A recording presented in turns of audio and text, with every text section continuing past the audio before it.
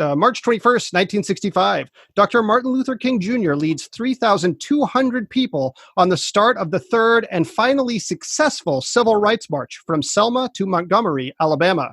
King attributes the failure of the first two marches to assigning leadership to his brother, Martin Goofus King Jr.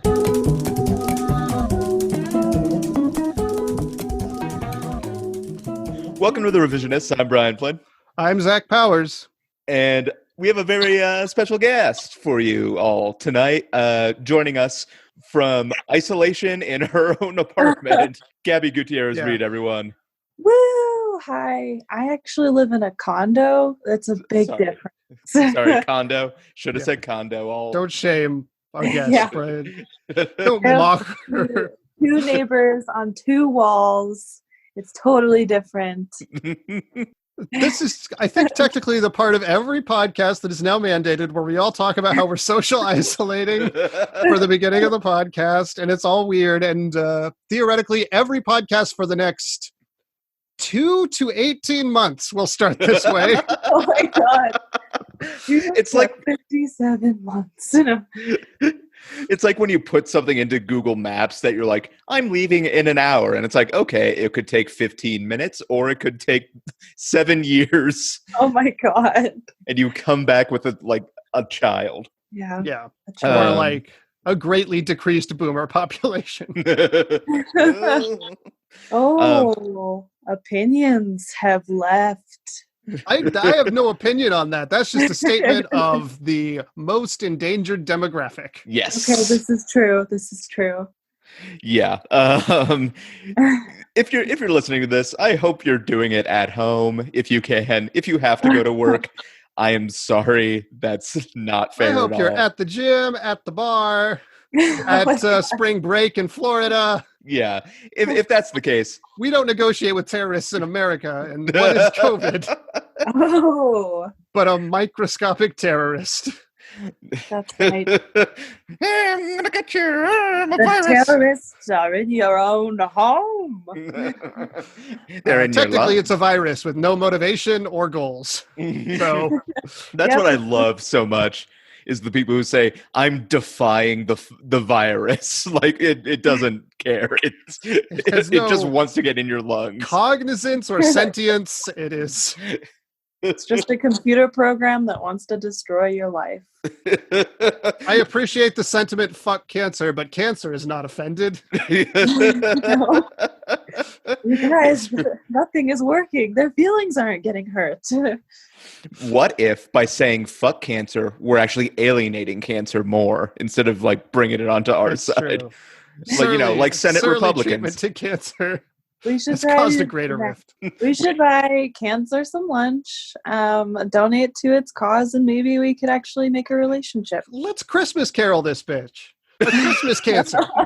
I was going to go Christmas COVID. What do we do? Yeah. Oh my God. I mean, we might be here till then, so there's probably going to be a Hallmark the three movie. spirits stay 6 feet away. I don't see why not. Whoa, I'll learn my lessons at a distance. Oh, well, listeners, what we typically do on the show is each episode we take a topic from history. One person, they go ahead and they present the official version of events. You know, the ones you might see in your regular old history textbook, FDA approved. And another person comes up with a bonkers, batshit, off-the-wall Texas history textbook, alternate history. And the winner gets to become the truth of our little terrified... Increasingly shrinking, shriveling, please help us Blue Marble. If you tuned in last time, our episode on Werner von Braun, the alternate history has won out due to a tie across the Instagram and Patreon voting.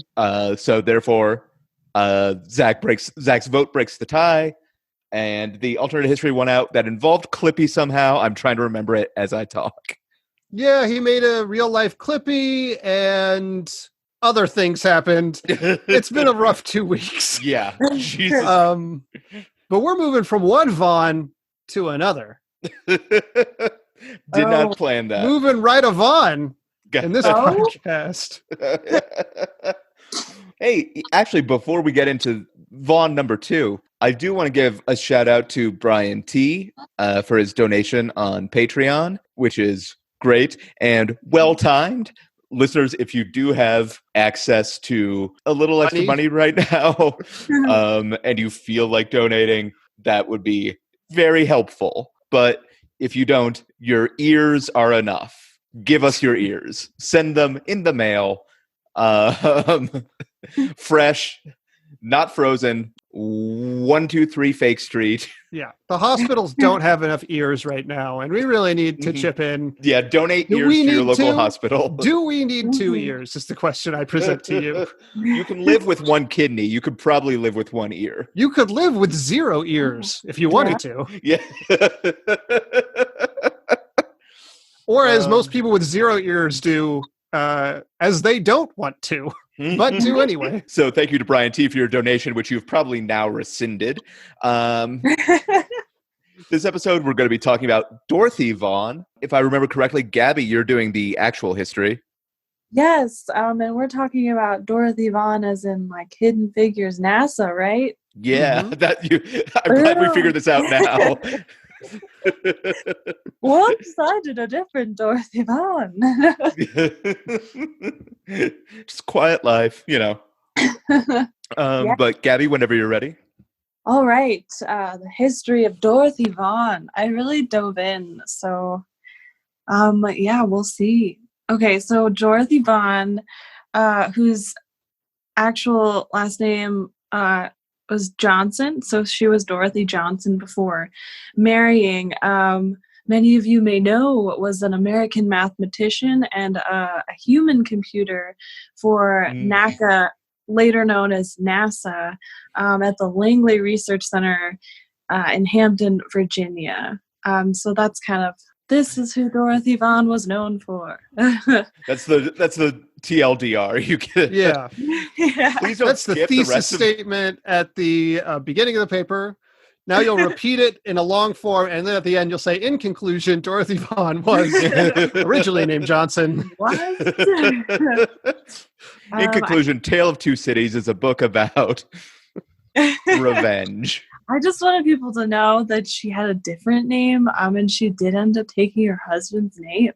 Okay, so it was a different time. They didn't, I choose to keep my last name because I want to be an independent woman. Yeah, I mean, a valid choice. That's the choice that worked for our family. I think a lot of Dorothy Vaughan's story will involve how women and people of color had less choice. They couldn't choose their bathroom or often where to work or their starter Pokemon, famously. All yellow version. That's all. Yeah. She had to go with Pikachu and she had no say in it. Which sucks because the first gym is rock type. So anyway. It's tough, yeah. That's called ingrained disadvantage. Jesus Christ. Oh my gosh. Jesus Cristo. Okay, I didn't tell you when she was born, but it was on September 20th, 1910. That information's behind the paywall now. Okay, so Dorothy was really fucking smart, you guys. I don't know if you knew this, but she was basically the smartest person around everyone that she was around all the time, it seems like. She got valedictorian in high school in 1925, Beechhurst. I don't know any of these places because I've never been to Virginia, but I'm sure they're mediocre. Virginia. Yeah, and probably a lot, worse than my high school experience.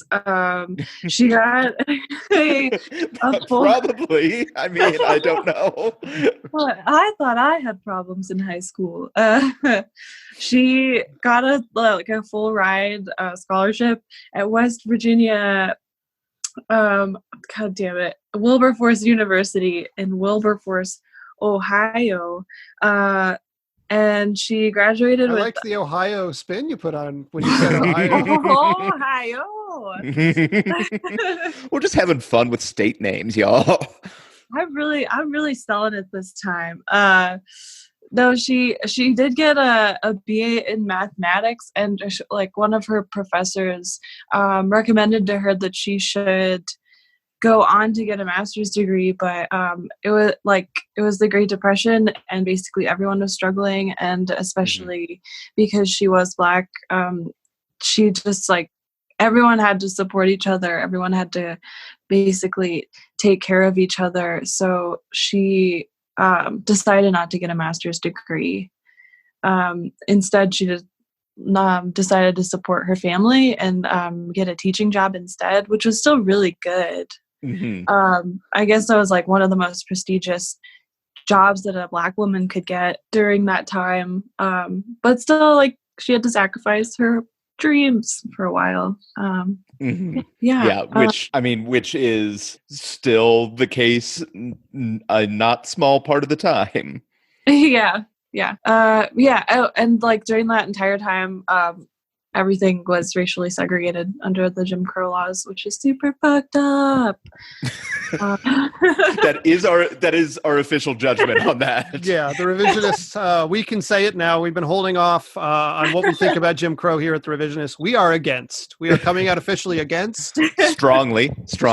Yeah, I'm going to put a strong. We'll put a strongly on there. I know that your listeners have been wondering the entire time. Yeah. If we were filling out one of those opinion things with 5 bubbles, we would go to the rightmost bubble, which is next to the negative. That's the negative side in this particular survey. Negative. Yeah. Fully agree or fully disagree? Which one? Fully disagree. Fully disagree.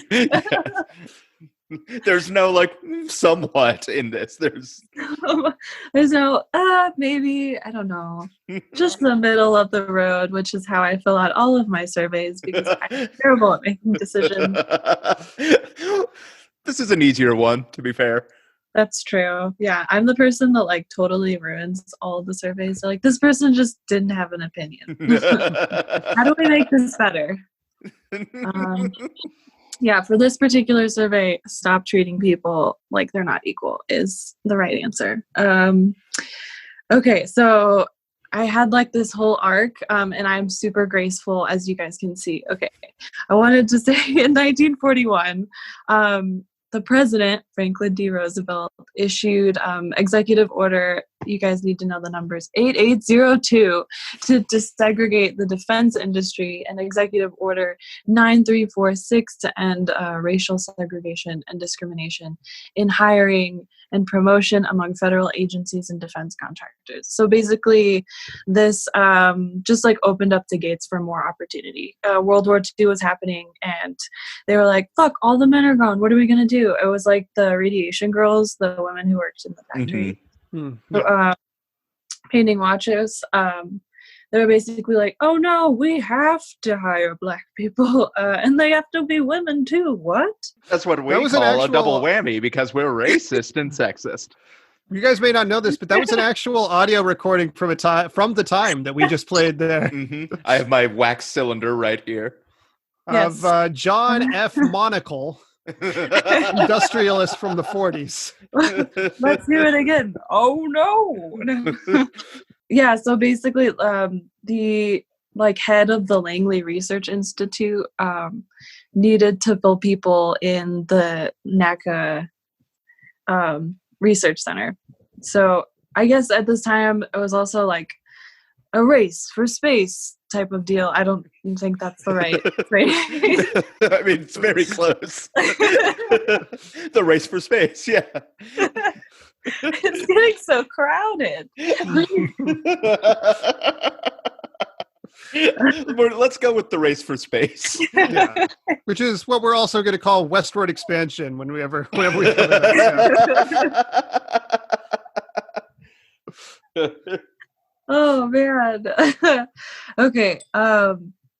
So Dorothy, I ended up finding a really cool excerpt from the book Hidden Figures, and I wanted to read a little bit, but I won't read like the whole big excerpt that I liked. But basically, Dorothy discovered this job by walking by a billboard, and they were hiring like anyone that they could that had the skills. His name was Melvin Butler. So he had like these signs made for women, and the quote was super funny. It was like posted up on college campuses and newspapers as "reduce your household duties. Women who are not afraid to roll up their sleeves and do jobs previously filled by men should call the Langley Memorial Aeronautical Laboratory." That was what is a job but a way to reduce your household duties? Yeah, you can do other work. Granted, it's probably more interesting. But she was either gonna like take a job at a laundry service, I think, or she was thinking about this one. So the excerpt is, "Here I go. I'm starting from the book." There were black jobs and there were good black jobs. Sorting in the laundry, making beds in white folks' houses, stemming in the tobacco plant, those were black jobs. Owning a barbershop or a funeral home, working in the post office, or riding the rails as a Pullman porter, those were good black jobs. Teacher, preacher, doctor, lawyer, now those were very good black jobs, bringing stability and esteem that accompanied formal training. So that spring, Dorothy Vaughan carefully filled out and mailed 2 job applications, one to work at Camp Pickett, where the need for labor was so great, so undifferentiated, that there was virtually no possibility that they would not hire her. The other, much longer application reviewed her qualifications in detail: work history, personal references, schools attended, high school and college, courses taken, grades received, languages spoken, French, foreign travels, none. Would you be willing to accept a position abroad? No. Would you be willing to accept a position in Washington, D.C.? Yes. How soon could you be ready to start work? She knew the answer before her fingers carved it into the blank. 48 hours, she wrote. I can be ready to go within 48 hours. And that's when she applied to that job. Excerpt over.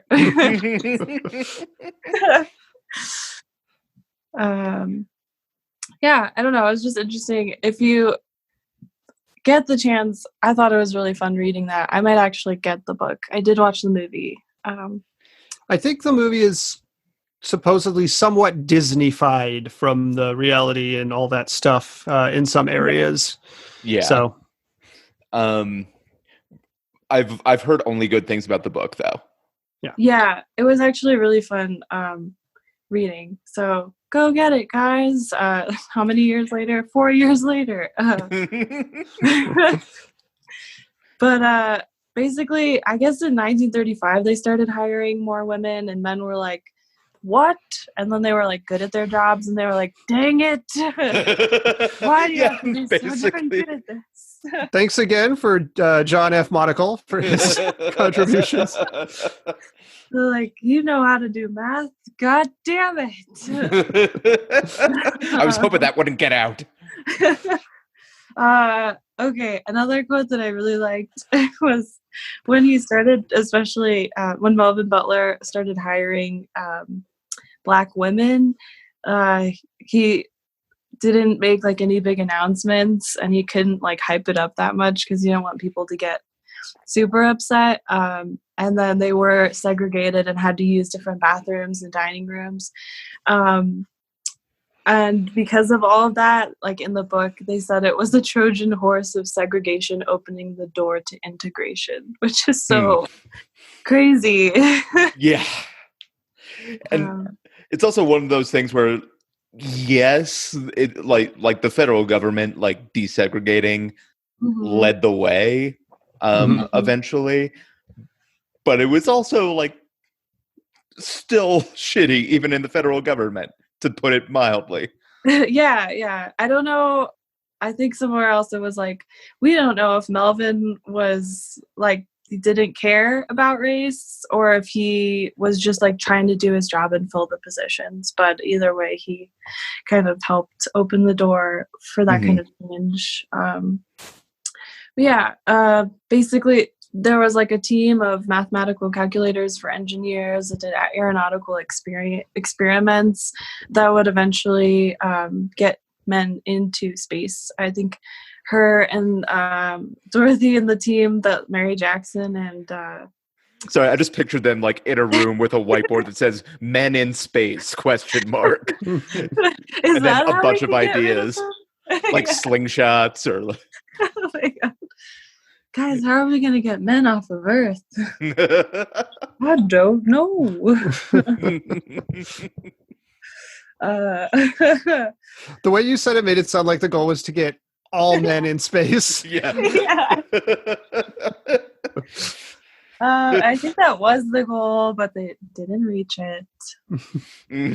Not yet. We're Only working got on it, a yeah. few. Yeah, still working on it. Katherine Johnson, that was yeah, they all work together on like computing teams.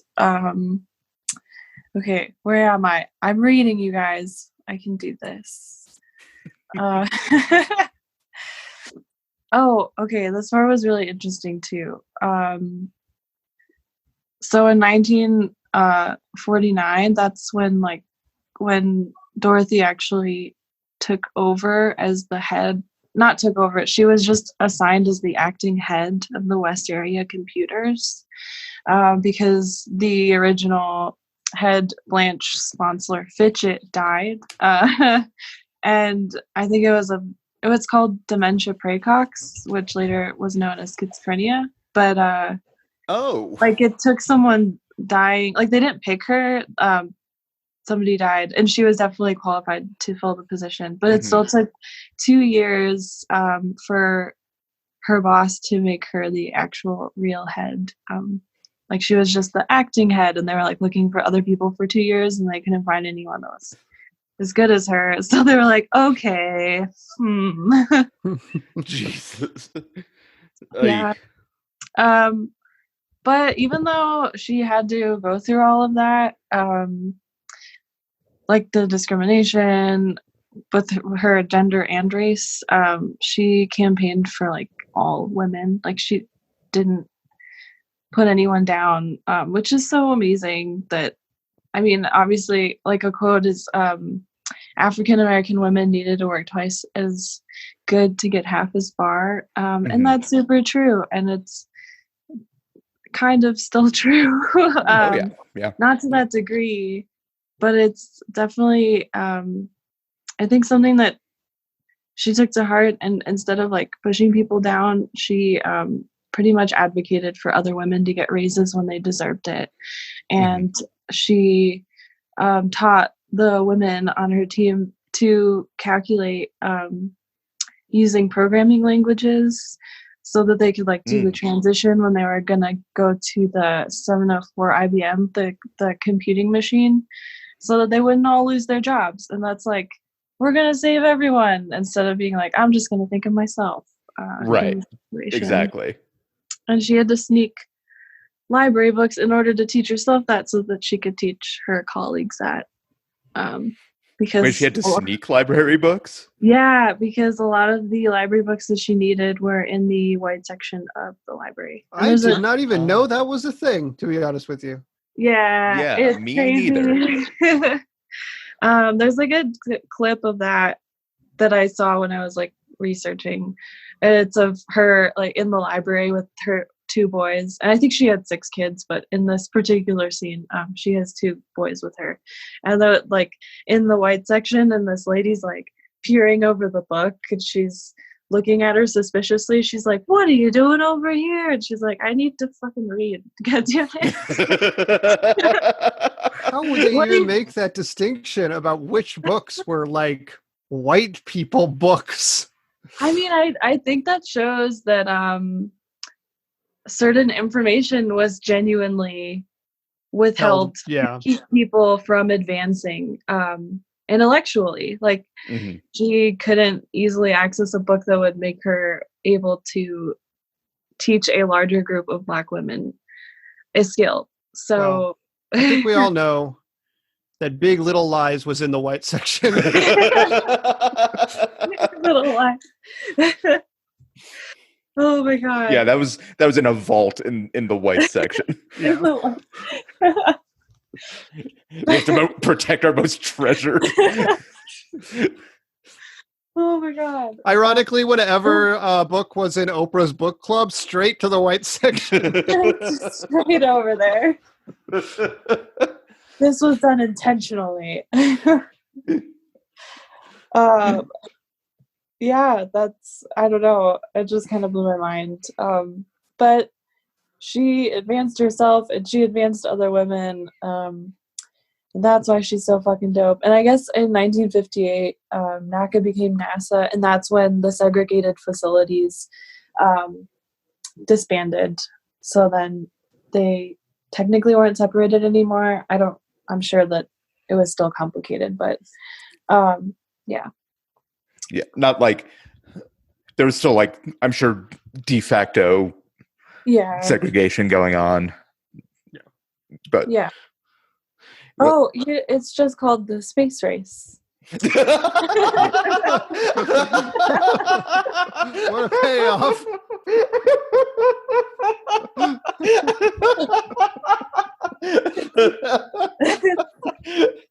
Perfect. Gabby, thank you. It's in my notes. Okay, I'll wrap up really quick here. Oh, sorry. I thought. Sorry, I almost was. Okay, so she retired after working on a number of projects that got men into space. I think one of them being Project Mercury, and Apollo 11.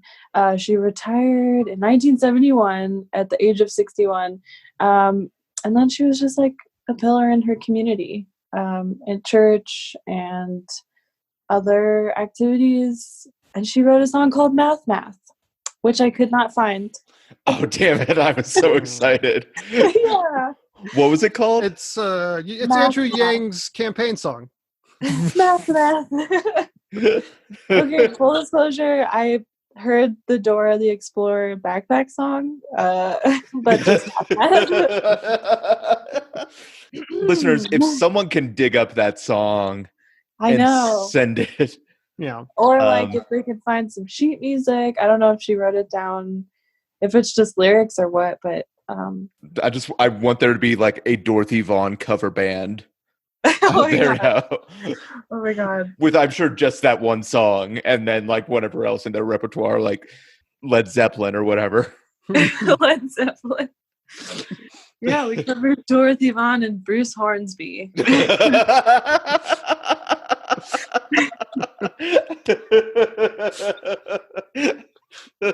Perfect. Gabby, thank you. Yeah. Zach, whenever you're ready with the alternate. Sure. The beginning of Dorothy Vaughan's life was pretty much as described, up through, her going to college and all that time.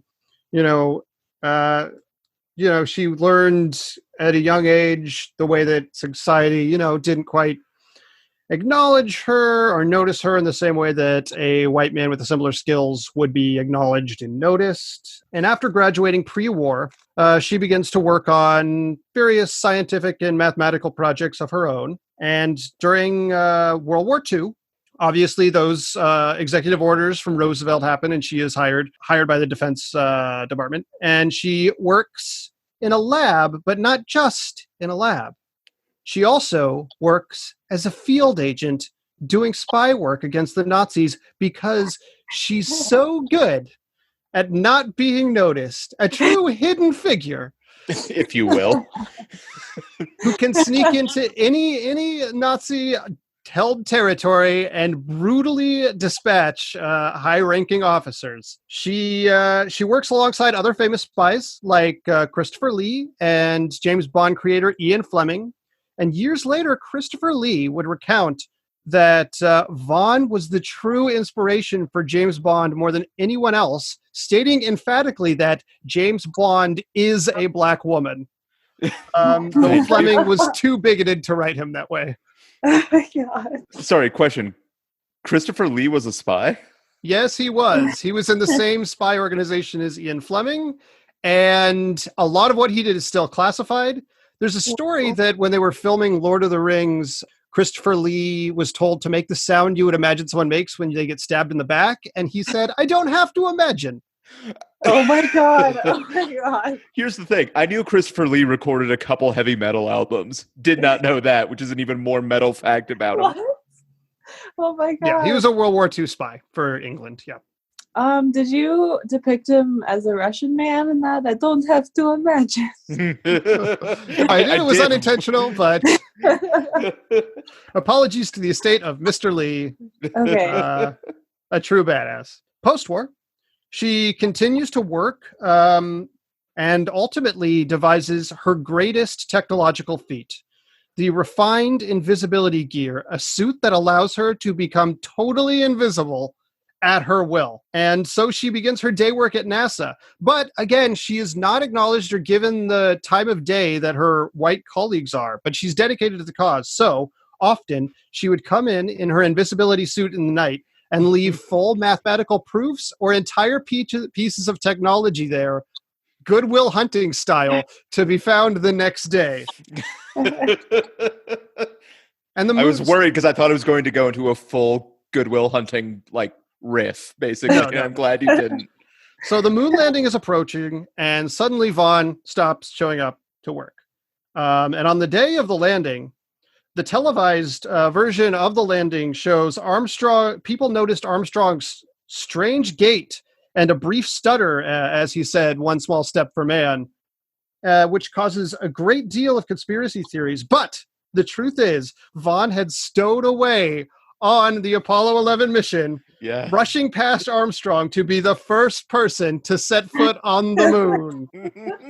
Years later, this is true, a crater named on the moon named after Dorothy Vaughan, and it is named such because scientists saw through advanced telescopes many years later the still written in the sand there, DV was here. And so I had no choice but to name it after Dorothy Vaughan. I love me some moon vandalism. I do love that. Well, it's easy because there's no wind, so it just stays. You just write in the sand. There's no wind. There's no cops. It's great. Yep, perfect. The perfect crime: vandalizing the moon. Screw you, Dad. You just have to hope your dad has a high-powered telescope and a lot of patience. So Vaughan eventually retires, but she finds life after her adventures listless. She finds her old hometown kind of dull after, going out to space and fighting Nazis and all of this amazing stuff. So she decides to write about her adventures. She writes a book called There and Back Again, Dorothy's Tale, about her exploits. And she tends to a cousin of hers, so she had taken a fondness towards, and who herself was gifted at math. Now, it is widely believed she died at the age of 98, but what actually happened was, on Dorothy's 99th birthday, she decided she needed a new adventure, so she gathers her whole town for a large party. And after dissing them on stage, she vanishes in front of everyone's eyes. She leaves the refined invisibility gear, or ring, to her cousin Frodo Vaughan at the request of her friend, Ian McKellen. Where she is now? Just Ian McKellen. Ian McKellen. It's not clear where she is now, but some say she went to the Grey Havens, a.k.a. a base she built on the moon. Whoa. I do love how that incorporated both Saruman and Gandalf. Yeah. I love the Lord of the Rings twist. Yeah. So that's the true story of Dorothy Vaughan and her invisibility ring. Wow. Zach, thank you. Green suit? Yep. Mm-hmm. It was a suit, but it was called the refined invisibility gear, or ring. Or so, ring. There you go. Oh God. Sorry. So, listeners, before we move on, definitely, as always, please review this podcast, a written review on your podcast service of choice, because it is helpful. It puts more butts in the seats listening to us. And we like those butts in those seats. We like the seats. We like the butts. Yeah, just the butts. I don't like the seats. I just like the butts. Mhm. We had to skimp on the seats a little bit. Yeah, definitely. There are less seats and more sort of just cushions. We're trying to get those AMC seats, but we love the butts in them, every one of them. You know what? Whatever the seat, the butt in that seat is valuable. Yep. What? Anyway, also, hey, tell your friends about the show. Tell your enemies about the show. Tell your frenemies about the show. Losing my mind. Mention Patreon. Just reiterate, if you can, please, I encourage you to throw a little bit of money towards us. It's really helpful, and we greatly, greatly appreciate it. As always, you can ask us a question, leave us a comment at revisionistpodcast.com, or Twitter, Facebook, Instagram. Just search Revisionist Podcast. All right. We usually do plugs here. It's going to be a real graveyard in the plug section for a while. Gabby, did you want to talk about anything? Like things that I do. Yeah, social media. Yeah, that's all I'm doing right now because there's no such thing as live performance anymore. It's yeah, I use all of the social media things. I have a Facebook, I have an Instagram, which is at shishkebab, SHISHGABAB. And that's my Twitter handle. And I also have a website, gabbygr.com, which has videos and like some sketches I've been in. I think the most recent adventure that I think I'm going to go on is starting a vlog series called Adventures of a Failed Vlogger, because I don't think that I'll adapt in this time. But I'm going to try to make good content and put it out there for people to relate to. So nice. Look out. Perfect. I will say that the Little Women project that former guest of the podcast and my current girlfriend Shannon Camp is working on is sorry, the use of the word current in there was Where's your ex-girlfriend? That's what I'm wondering. Time only God knows. Anyway, her Little Women project that she's been working on for some time is nearing its end. There's only a couple episodes left. I play the Lori part in that audio modernization. And you can get the whole back catalog and the last few episodes wherever podcasts is. Perfect. As for me, listeners, look for some of my writing in Westword, westword.com. That's WESTWORD. There's a little twist in there. And you can find me on social media, Twitter and Instagram.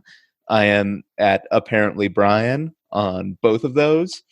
Also, I'll plug donating blood. It's something you could do right now. And it's really helpful, and a lot of people need it. And also, I think that it's a great thing to do. And also, if you could provide any, like, I'm sure there's going to be a lot of causes for probably producing money for producing respirators, or for local hospitals or service workers. I'm sure that's all going to be very good. Cause only slightly less noble than donating to our Patreon. And in the meantime, you can find me and probably Brian and Gabby at home all the time. Brian, can I plug one more thing? Mm-hmm. I don't know when this will come out, but I know Megan DePonso is getting a lot of people donating meals in Denver at her restaurant, Wide Right. And it's really cool that if you really need it, you can get a free meal or some free meals at Wide Right. Or you can also donate to help them give meals to people who can't afford it. That's Wide Right. You can find them on Facebook for more information. Just search Wide Right Denver, I think. But yes, thank you for mentioning that. So that brings us to Judgment. And I gotta say, I love Dorothy Vaughan's story. it's one of those things also because this is our most recent like section of history we've ever covered, so it feels very near for a lot of them. Having Katherine Johnson, another person involved in the same project, just passed away. Yeah. For reference, Dorothy Vaughan passed away in 2008, or I should say disappeared from her birthday party in 2008. And not to tease future episode topics in this section, I like the idea of having a stowaway Dorothy Vaughan on Apollo 11 when we maybe talk about the moon landing at some point. So I'm going to cast my vote for the alternate history, but voting is now open to Patreon supporters, and check out the Instagram on Wednesday next week for more voting action then. Jesus Christ. I've not left the house in the last few days. But Gabby, thank you so much for being here. Thank you. Zach, thank you also. Of course. Yep. Thanks, Gabby. For everyone here at The Revisionists, I'm Brian Flynn. I'm Zach Powers. Have a good time. Being isolated. Stay home. Please stay home. Wash your hands. All the stuff everybody's told you to do a million times. Yeah. Yeah. Bye. Bye. Bye.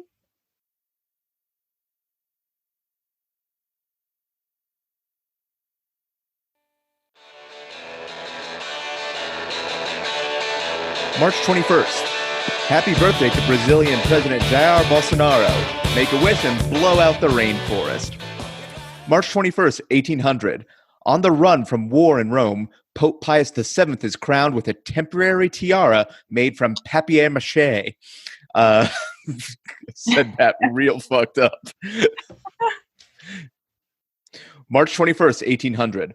On the run from war in Rome, Pope Pius VII is crowned with a temporary tiara made from papier-mâché and a now-lost macaroni crucifix. March 21st, 1925. Tennessee outlaws the teaching of evolution. They later modified their curriculum to say abstinence is the only way to prevent evolution. Okay, that's all I got. Okay. March 21st, 1945.